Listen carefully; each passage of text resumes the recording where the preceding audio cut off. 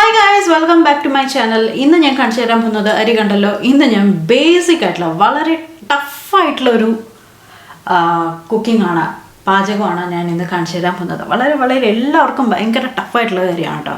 അപ്പോൾ ഞാൻ വിചാരിച്ചു ഭയങ്കര ടഫായിട്ടുള്ളൊരു കാര്യം വെച്ചിട്ട് നമുക്ക് 2022 പാചകം തുടങ്ങാം എന്ന് വിചാരിച്ചു.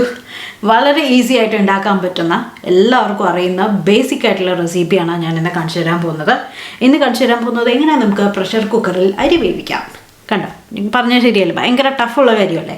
സോ ഞാനിവിടെ യൂസ് ചെയ്യുന്നത് തവിട് കളയാത്ത അരിയാണ്. എനിക്ക് തോന്നുന്നു ഞാൻ വാങ്ങുന്ന ബ്രാൻഡ് റോബിൻ ഹുഡാണ് എന്ന് തോന്നുന്നു. ഓക്കെ, സോ ഇത് ചിലപ്പോൾ നമ്മൾ കഴുകുന്ന സമയത്ത് നെല്ലൊക്കെ കാണാറുണ്ട്. അപ്പോൾ അങ്ങനത്തെ അരിയാണ് ഞാൻ യൂസ് ചെയ്യുന്നത്. ഇപ്പോൾ കുറച്ച് വർഷങ്ങളായിട്ട് തന്നെ ഞാൻ ഇങ്ങനത്തെ അരിയാണ് കേട്ടോ യൂസ് ചെയ്യുന്നത്.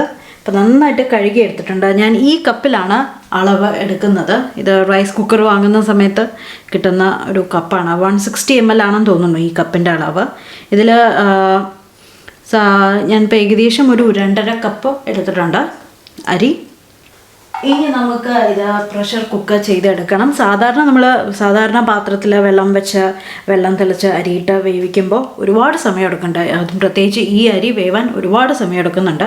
തവിട് കളയാത്ത അരി ആയതുകൊണ്ട് എന്താ പറയുക, ഒരു 3-4 മണിക്കൂറൊക്കെ ഉണ്ട് അത് നന്നായിട്ട് നമ്മുടെ പാകത്തിന് വെന്ത് കിട്ടാൻ വേണ്ടിയിട്ട്. പ്രഷർ കുക്കറിലാവുമ്പോൾ നമുക്ക് പെട്ടെന്ന് തന്നെ വെന്ത് കിട്ടും. ഒരു 10 മിനിറ്റ് മാക്സിമം പോയാൽ ഒരു 15 മിനിറ്റ് അതിൽ നമുക്ക് ചോറാവും. ഇത് 5 ലിറ്ററിൻ്റെ കുക്കറാണ്. അപ്പോൾ നമുക്ക് ഇതിലേക്ക് നന്നായിട്ട് അരി ഞാൻ 2.5 കപ്പ് എടുത്തിട്ട് അതൊന്നും കാണിക്കുന്നില്ല. അരി നന്നായിട്ട് അളന്നെടുക്കുക, നന്നായിട്ട് കഴുകുക, എന്നിട്ട് അതാ വെള്ളം കളഞ്ഞ് വച്ചിരിക്കുകയാണ് അരി മുഴുവൻ. കണ്ടോ, അപ്പോൾ ഇതാണ് ഇതിൻ്റെ ഒറിജിനൽ കളറാണ് കേട്ടോ. ഇത് കളറൊന്നും പോവില്ല. ലിങ്ക് കിട്ടുകയാണെങ്കിൽ ഞാൻ വാങ്ങുന്ന അരിയുടെ ലിങ്ക് ഡിസ്ക്രിപ്ഷൻ ബോക്സിൽ ഇടാം. ഇവിടെ സൂപ്പർ മാർക്കറ്റ്സിലൊക്കെ അവൈലബിൾ ആണ്. അപ്പോൾ ഇതിലേക്ക് ഞാൻ ഏകദേശം ഈ ഒരു അളവിൽ ഈ 5 ലിറ്ററിൻ്റെ കുക്കറിൻ്റെ ഒരു പകുതിക്ക് കുറച്ച് മേലെ വരെ ഞാൻ വെള്ളം നിറയ്ക്കും. ഞാൻ വെള്ളം വാർത്ത് കളയാണ് കേട്ടോ ചെയ്യുന്നത്. അപ്പോൾ ഇതുവരെ പകുതിക്ക് മേലെ വരെ ഞാൻ വെള്ളം നിറയ്ക്കാറുണ്ട്. അപ്പോൾ നമുക്ക് വെള്ളം ഒഴിച്ചു കൊടുക്കാം.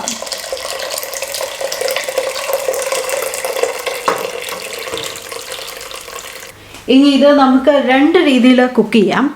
ഒന്നല്ലെങ്കിൽ ഒരു 2-3 വിസിൽ വന്ന ശേഷം ലോ ഫ്ലെയിമിലിട്ടിട്ട് ഒരു 10 മിനിറ്റ് കുക്ക് ചെയ്തെടുക്കാം. ഞാൻ ചെയ്യുന്നത് ഇത് ഹൈ ഫ്ലെയിമിൽ ഇട്ടിട്ട് ഒരു 15 മാക്സിമം ഒരു 20 വിസിൽ വരെ പെട്ടെന്ന് വിസിൽ വരുമല്ലോ. വിസിൽ വന്ന് തുടങ്ങിക്കഴിഞ്ഞാൽ നമുക്ക് പെട്ടെന്ന് തന്നെ വരും. അപ്പോൾ ഞാനൊരു 15-20 വിസിൽ വരെ വയ്ക്കും. അതിനുശേഷം ഓഫ് ചെയ്തിട്ട് ഒരു 10 മിനിറ്റ് വീണ്ടും വയ്ക്കും.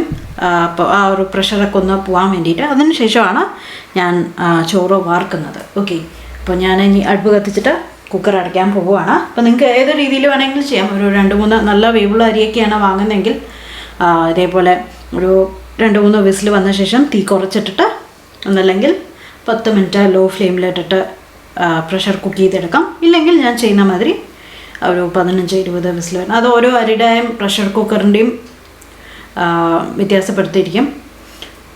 അതുമാതിരി ഇരിക്കുന്നുണ്ട്. ഓരോന്നും വ്യത്യാസമാണെങ്കിൽ അതിനനുസരിച്ച് ഈ പറയുന്ന സമയമൊക്കെ മാറും. അപ്പം അത് 2-3 പ്രാവശ്യം ഒന്ന് ഉണ്ടാക്കി നോക്കിക്കഴിഞ്ഞാൽ ആ ഒരു താളം വന്നാൽ മാത്രമേ നമുക്ക് കിട്ടുള്ളൂ. എനിക്കിപ്പോൾ ഈ അരി കുക്ക് ചെയ്ത് ഇപ്പം നല്ല ശീലമായി. ഇതിനു മുമ്പ് ഞാൻ യൂസ് ചെയ്തുകൊണ്ടിരുന്നത് പൊന്നിയരിയാണ്. പൊന്നിയരി നമുക്ക് ഒരു വിസിൽ തന്നെ വേണമെന്നില്ല. ഒരു 2 മിനിറ്റ് പ്രഷർ കുക്ക് ചെയ്ത് കഴിഞ്ഞാൽ നമുക്ക് ചോറാവും. കഞ്ഞിക്കാണെങ്കിൽ ഒരു 20 വിസിലിൽ കഴിഞ്ഞ് കഴിഞ്ഞാൽ നമുക്ക് കഞ്ഞി റെഡിയാവും കേട്ടോ. അപ്പോൾ നമുക്ക് കുക്കർ അടയ്ക്കാം.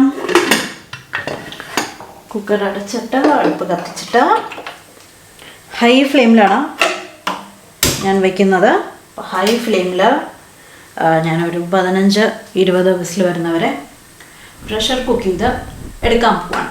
പ്രഷർ കുക്ക് ചെയ്ത് വന്ന ശേഷം നമുക്ക് ഒരു 10 മിനിറ്റ് വെച്ചിട്ട് തീ ഓഫ് ചെയ്ത് 10 മിനിറ്റ് പ്രഷർ പോകുന്നവരെ ഒന്ന് വെച്ചിട്ട് നമുക്ക് തുറന്ന് വെള്ളം വാർക്കാം. ഓക്കെ, കഞ്ഞി വെള്ളം വാർക്കാം. അങ്ങനെ നമുക്ക് ചോറ് റെഡിയാവും.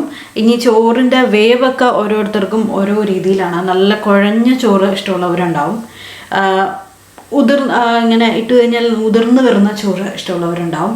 അധികം വേവാത്ത ചോറ് ഇഷ്ടമുള്ളവരുണ്ടാവും. അപ്പോൾ അത് ഓരോരുത്തരുടെ വീട്ടിൽ ഉള്ള ആൾക്കാരുടെ ഇഷ്ടം അനുസരിച്ചിട്ട് ഉണ്ടാക്കാം. ഏകദേശം ഒരു കണക്കനുസരിച്ചിട്ട് നമുക്ക് ഉണ്ടാക്കാം. എനിക്ക് കുറച്ച് ഉതിർന്നും ഇരിക്കണം, കുറച്ച് വെന്തും ഇരിക്കണം. കാരണം അരിക്ക് ഉതിർന്ന ചോറ് ഇഷ്ടമാണ്, എനിക്ക് കുറച്ച് വേവ് കൂടുതലുള്ള അരി ഇഷ്ടമാണ്. അപ്പം രണ്ടും കൂടെ മിക്സ് ചെയ്തിട്ടാണ് ഞാൻ ചെയ്യുന്നത്. അതുകൊണ്ടാണ് എനിക്ക് 15-20 വിസിൽ വരുന്നത് കേട്ടോ. ഓക്കെ, അപ്പോൾ എല്ലാം മനസ്സിലായല്ലോ. ഞാൻ ഇനി പ്രഷർ വരുന്ന സമയത്ത് കാണിച്ചു തരാം.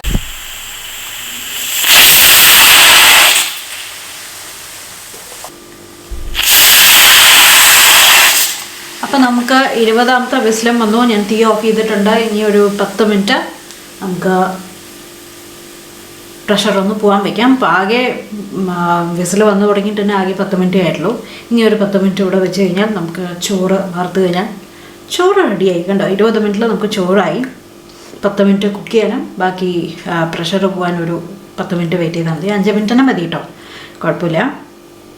അപ്പോൾ ഇനി പ്രഷറൊക്കെ പോയ ശേഷം ഞാൻ തുറന്ന് കാണിച്ചു തരാം. ഓക്കെ, അപ്പോൾ ഒരു 10 മിനിറ്റ് കഴിഞ്ഞിട്ടുണ്ട്. നമുക്ക് പ്രഷർ കളഞ്ഞിട്ട്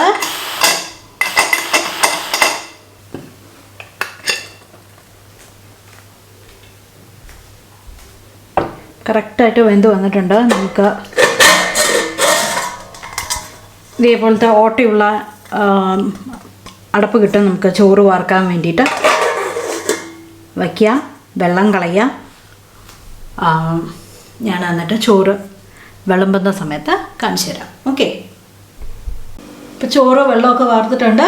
ഇനി നമുക്ക് ഞാൻ കാണിച്ചു തരാം. കണ്ടോ, ഇവിടെ ചൂട് ചോറാണ്. അങ്ങനെ നമ്മുടെ ചോറ് റെഡി ആയിട്ടുണ്ട്. എന്തായാലും ഇത് ട്രൈ ചെയ്ത് നോക്കണം. എന്ന് പറയില്ല, എല്ലാവരും ഉണ്ടാക്കുന്ന സാധനമാണ്. അറിയാത്തവർക്ക് ബേസിക് ആയിട്ടുള്ള ഒരു റെസിപ്പിയിൽ നിന്ന് തുടങ്ങാമെന്ന് വിചാരിച്ചിട്ട് സ്റ്റാർട്ട് ചെയ്താണ്. സോ ഈ വീഡിയോ എല്ലാവർക്കും ഇഷ്ടമായി കഴിഞ്ഞാൽ ലൈക്ക് ചെയ്യുക, ഫ്രണ്ട്സിനും ഫാമിലിക്കും ഷെയർ ചെയ്യുക. നമുക്ക് പുതിയ വീഡിയോ ആയിട്ട് വീണ്ടും കാണാം. Bye bye.